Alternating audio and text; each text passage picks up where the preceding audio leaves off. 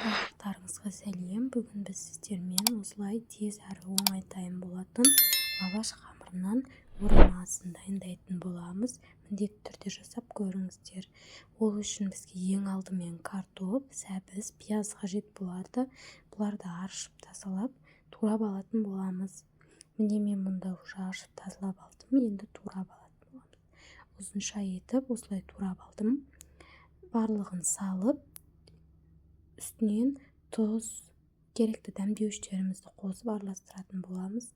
Мен мұнда үстінен фарш салып, жақсылап араластырып алдым және өзім қалаған универсал приправасын қостым.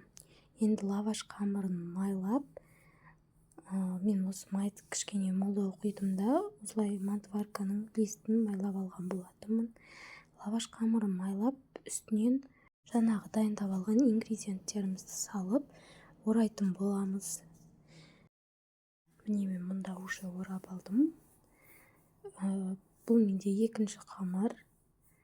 Менде 4 лаваштың тестасы болды. Бізде үйде 3 адамбыз.